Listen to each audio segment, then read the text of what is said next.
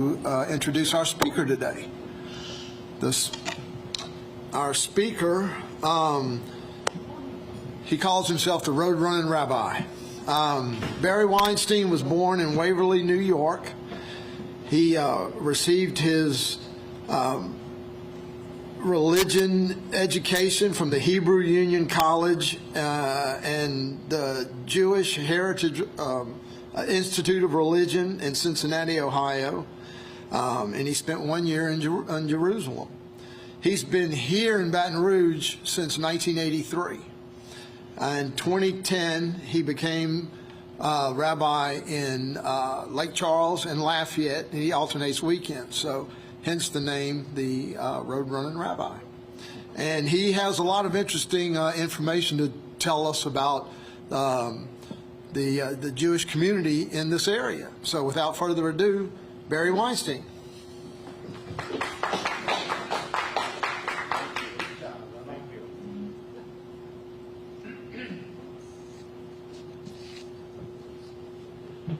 Thank you very much, Bill.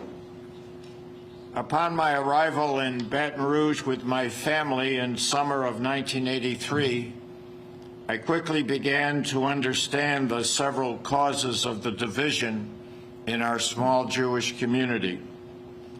It was upsetting to learn that this split in our community, reaching back to 1945, had caused friendships and families to be very hurt. I made a silent promise to myself to do all that I could as rabbi of Legacy Congregation B'nai Israel to heal this most challenging schism. One of the earliest steps was my visit to the beautiful gift shop at Legacy Beth Shalom Synagogue, just down the street a little bit from here. The very fine member of the synagogue volunteering in the gift shop expressed complete amazement that the other rabbi would come visit at Beth Shalom. A few months later, the Beth Shalom rabbi was out of town and had asked me to cover for him if any Beth Shalom synagogue members were in hospital. I visited a Beth Shalom member in his hospital room and was again quite welcomed with surprise. I share all this with you to help us understand the depth of the separation in our very small Jewish community since 1945.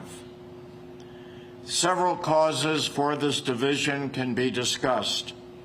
Among them is the fact that original families in each legacy congregation came from different parts of Europe with differing Jewish customs of worship. The amount of Hebrew and other rituals and respective synagogue practices also played a role.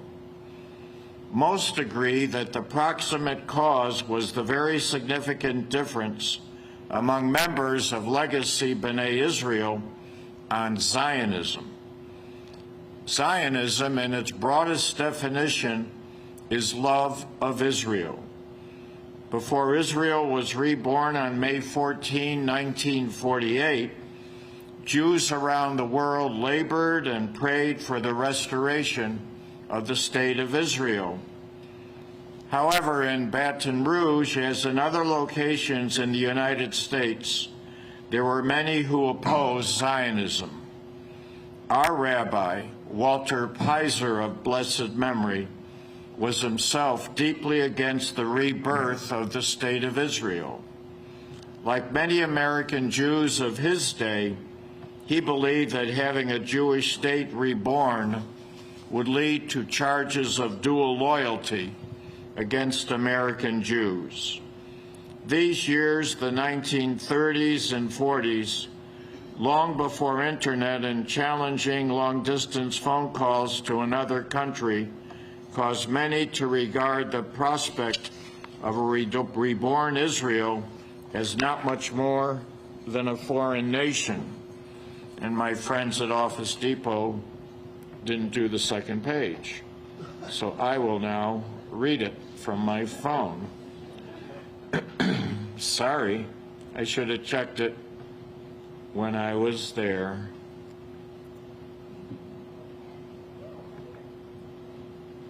We have it at this table. Oh, you have it. How come I don't have it? Could I borrow yours? Thank you.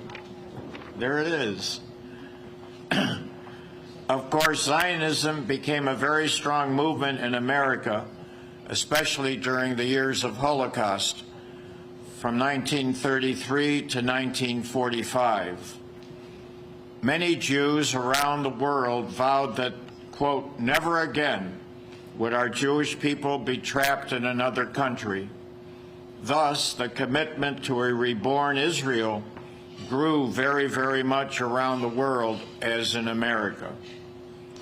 Rabbi Piser's opposition to Zionism became so strong that in summer of 1945, some 24 members of Legacy B'nai Israel left the congregation to form what was then called, quote, liberal synagogue. Liberal in the sense of open to other views on Jewish rituals and customs, especially Zionism. Over the years of my incumbency as rabbi of Legacy B'nai Israel, from 1983 to 2008, I worked hard to heal this breach. Most of my actions were simply acts of friendship and hospitality in various forms. With others from both congregations, we helped solidify one synagogue youth group and began having a rotating hosting of programs and events. Several of us helped form combined men's club breakfast and joint Saturday Sabbath morning services. Most fortunately, all these efforts and many others led to the official merger of the two congregations on January 1st, 2022. We became the Unified Jewish Congregation of Baton Rouge.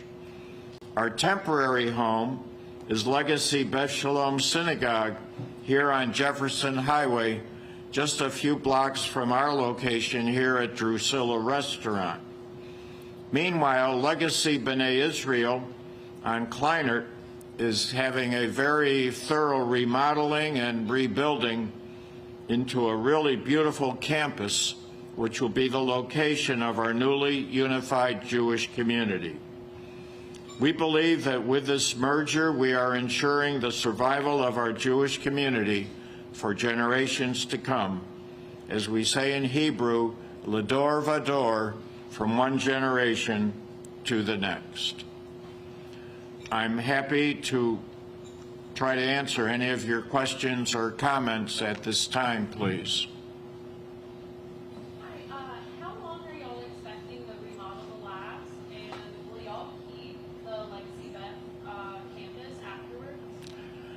How long are we expecting the remodeling of Kleinert Avenue to last is the question, and will we have combined events, I think you asked. Yeah, like do y'all plan to keep the Jefferson Highway property? And the follow-up question is, will we keep the Jefferson Highway facility?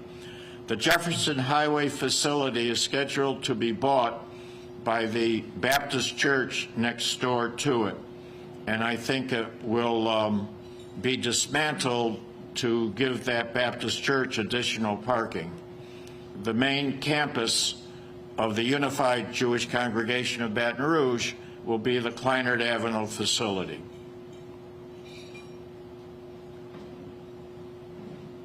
Rabbi, Yes. what do you think was pivotal or important in bringing the two congregations together? They've been apart for that long. What was it that turned people and said, we got to be together? The question is, what really caused the two congregations to merge and have the sense of being together?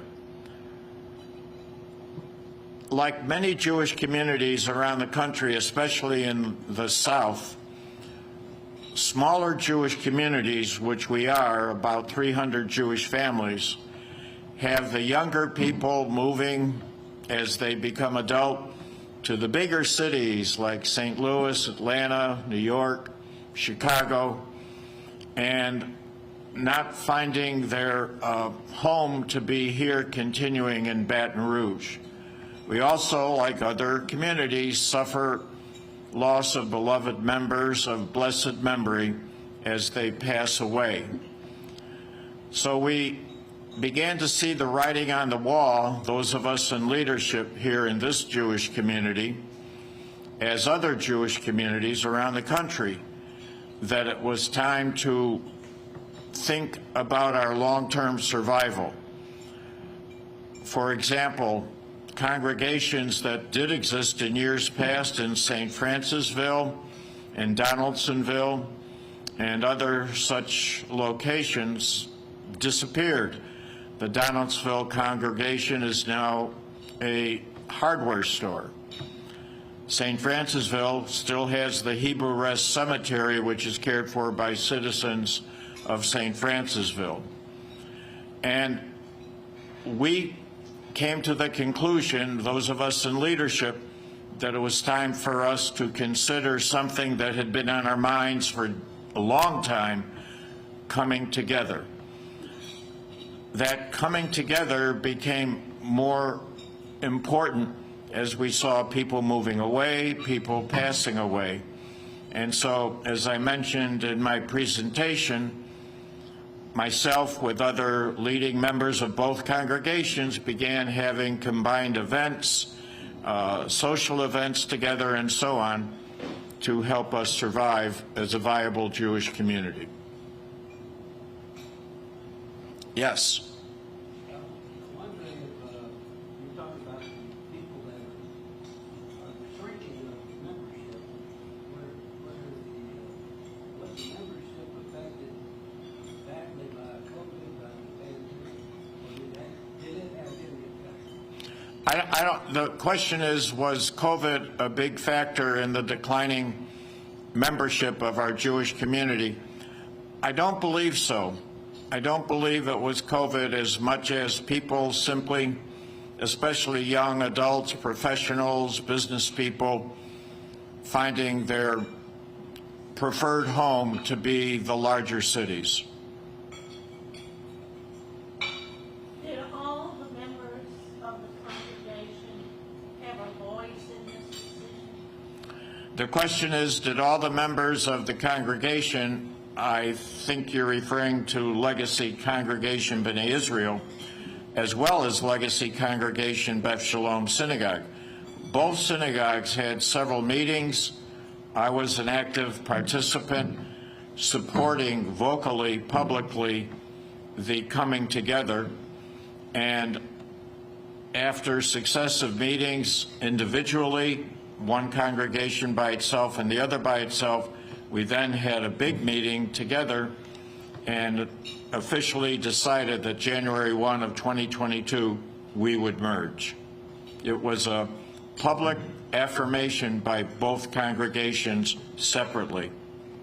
And so you talked about the differences in each of the congregations regarding the traditions. How will you all deal with that aspect of it? We have a wonderful new young rabbi, Rabbi Sarah Smiley, now in her, I think we're in the second year of Rabbi Smiley. She's doing a wonderful job, would be a wonderful speaker here for the press club. And she, in the beginning of her services, would always say, for some people it's going to be too much Hebrew, for other people it's going to be too little Hebrew, and so forth. And she has met with me privately as well as with the leaders of the congregation, and she is doing a really fine job of helping the two congregations meld together. And it's working very well. You would all enjoy meeting her. She's a most delightful teacher and rabbi. Yes? What is the size of the Jewish community in Baton Rouge and in Louisiana? What is the size of the Baton Rouge Jewish community as well as in Louisiana? We like to think we have about 300 Jewish families or units here in Baton Rouge, a unit being a single person. New Orleans probably has now on the order of 8,000 or 9,000 Jewish people, I'm guessing. Alexandria, maybe 150 Jewish families. Shreveport, maybe about 100. Lafayette has about maybe 100. All told, my guess in Louisiana would be 10,000 Jews. You could Google it and see how far off I am. Yes? When do you expect the remodeling project to be finished and free all the units to the new campus? The timeline seems to be about 1.5 years. If you're ever able to drive by Kleinert and Parker in the Garden District, you'll see there's major work going on. The framework for the new sanctuary is really impressive. I'm not part of the active planning committee, but I'm watching it from afar, so to speak, and it looks like it's going to be a beautiful campus. So about 2025? My guess would be late 2024. If the New Orleans community got through the split that y'all went through, how many temples are in, synagogues are in New Orleans? Interesting that the question is, how many temples or synagogues are there in New Orleans? Let me take this question as a way to make a tangent. The questioner asked how many temples or synagogues. You might find it interesting to know the use of the word temple in largely liberal, reform, progressive Jewish communities. It began in the mid-1920s, 1930s, when the earlier reform, liberal, progressive Jewish communities wanted to maintain that these synagogues were just as good as the now antiquated temple in Jerusalem. The temples, the first temple and the second temple, of course, were destroyed thousands of years ago. And there were still some, and still are those who are praying for the restoration of that temple in Jerusalem. But the early settlers here in America in the late 19th century and early 20th century wanted to show that our synagogues were just as important, valid, meaningful as the temple on Har Zion, Mount Zion in Jerusalem. Therefore, many of these congregations incorporated the name temple into their name. The temple I serve as rabbi in Lake Charles, Louisiana, is Temple Sinai. The synagogue I served in Omaha, upon my ordination in 1971, I served as associate rabbi for 12 years, is Temple Israel. My wife Linda and I were married in Temple Israel in Binghamton, New York. So it's just an interesting digression, which I hope might be helpful as to differences between temple and synagogue. In my early years as the incumbent rabbi at B'nai Israel here, when I would use the word synagogue for our congregation, I would incur the wrath of some of our elders, now gone, may they rest in peace, because I would refer to our congregation as a synagogue. No, we're not a synagogue, we're a temple. So, question of semantics, if you will. But did New Orleans ever go through? Oh, New Orleans, I'm not as expert on New Orleans Jewish history. For example, right now, Turo Synagogue on St. Charles Avenue and Gates of Prayer Synagogue on Esplanade are doing joint summer services, 1 week in one place, 1 week in another. and an Orthodox synagogue that was for years on Canal Street, I believe, and got hurt hard by the 2016 flood, now is located on the property adjacent to Gates of Prayer Synagogue on Esplanade, and they have lots of events, I believe, together. New Orleans also has at least one or two conservative synagogues, and of course Beth Israel, which is Orthodox, as I mentioned.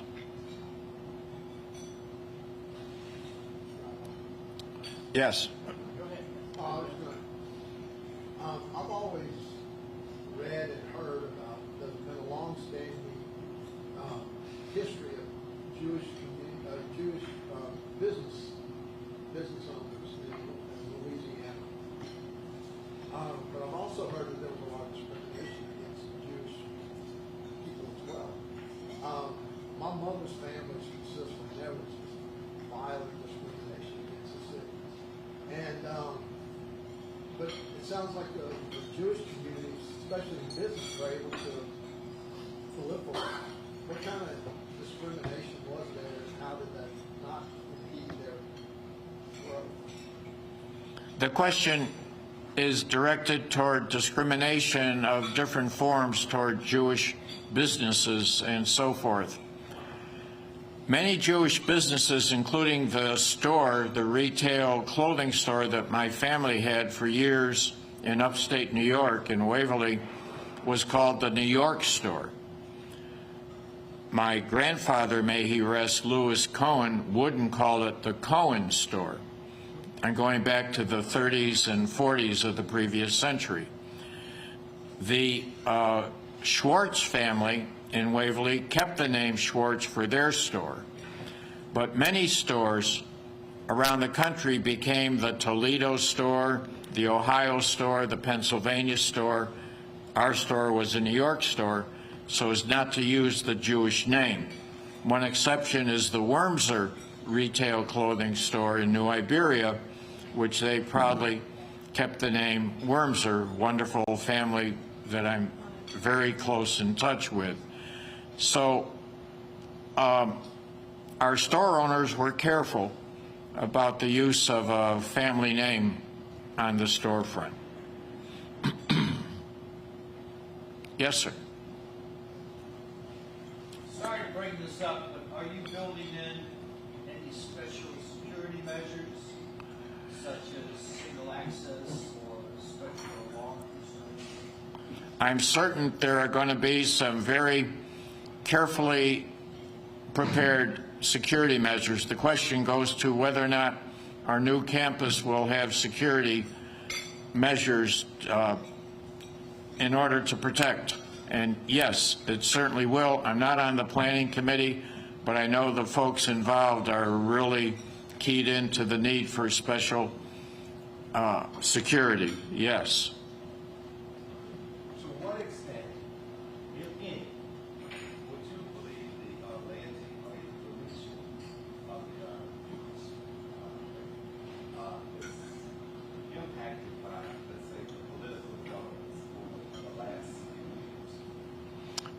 To what extent, the question is, to what extent are the laity having an impact from latest political developments, I believe is the leadership of our country, of this area? I didn't catch the full question. Louisiana? Yeah, in this area. In this area. I think the laity is as involved, and some very much involved, as you may have read in the paper today.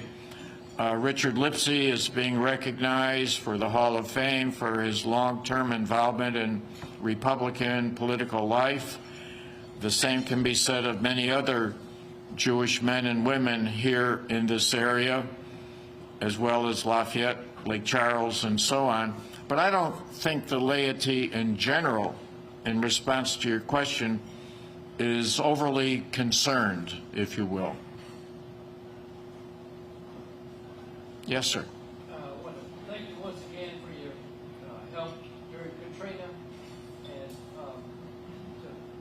get off the subject a little bit, but in the news the last week or so is in Israel. Can you elaborate a little bit on how you feel about the justice reforms that are being proposed?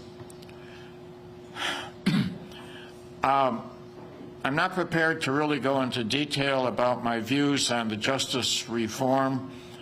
As mentioned in the intro, I lived in Israel with my wife for a whole year of study there many years ago, in 68 to 69.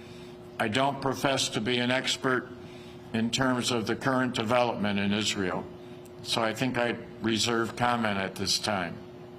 Israel is a very super democratic nation, and views are expressed very openly and very stridently in Israel, in the press and on TV and radio.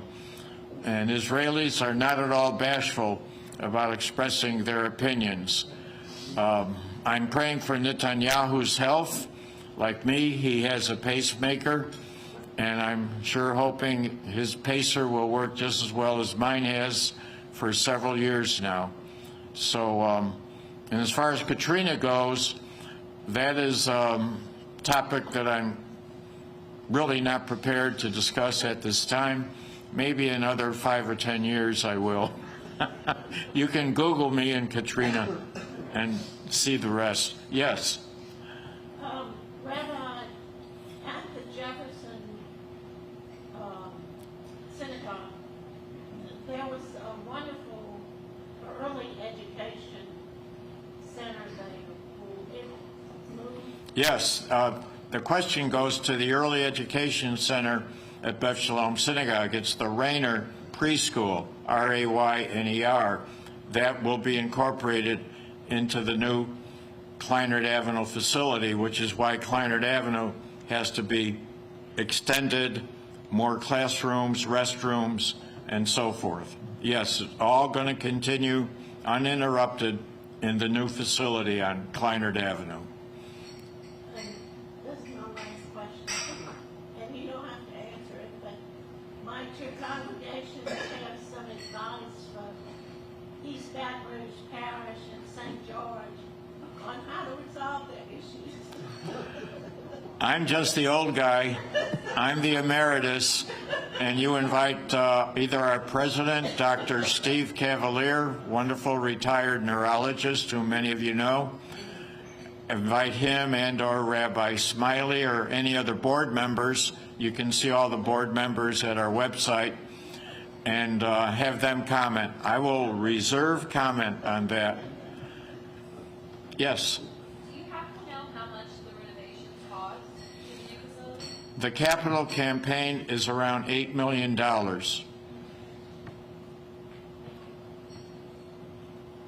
Yes, Bill. You were real instrumental in the Interfaith Council. Can you tell us how that came about and what transpired since then? I'm delighted to. Thank you for the question, which goes to the beginnings of our Interfaith Council.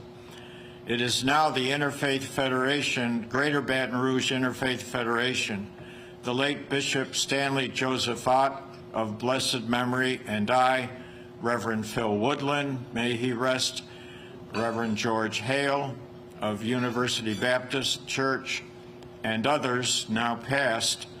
We worked hard in 1986 and 87 to form what originally Bishop Ott was thinking would be the Baton Rouge Federation of Churches, but we were very close friends. You know, Catholic Life Center, headquarters of the diocese right down the street from B'nai Israel, Legacy B'nai Israel on Kleinert. Bishop Ott and I became very close friends, often dining in his apartment with my wife Linda. And he felt that it shouldn't be Federation of Churches, but it should be Federation of Churches and Synagogues. And we became the Greater Baton Rouge Federation of Churches and Synagogues in '86. Years went by. It was very important to me and others alive at that time that this Interfaith Council Federation take root. you may remember that the governor's prayer breakfast through those years was a Christian prayer breakfast. And I helped our interfaith leaders to realize that the prayer breakfast ought to be truly interfaith. So I helped create the first of the ongoing interfaith prayer breakfasts in our city. Later, in the 90s, I made a resolution which was seconded by Victor Saxe, one of our still board members at University Methodist Church, to broaden the Interfaith Federation to include the Baha'i and the mosques and so forth, and change the name to from churches and synagogues to, I think that's when we changed the name to Interfaith Federation of Greater Baton Rouge. And it's still ongoing with wonderful programs. You could visit our website, Interfaith Federation of Greater Baton Rouge. Yes, sir. If you heard about the community lighthouse program, I was wondering if your Kleinert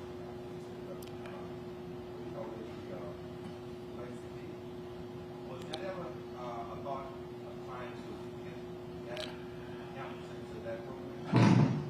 The question concerns a community lighthouse program, whether I'm familiar with it. I'm not really familiar with it. And when you invite Rabbi Smiley and or Dr. Cavalier, perhaps together, maybe they can comment on it, but I regret that I'm not familiar with it. Yes? How long has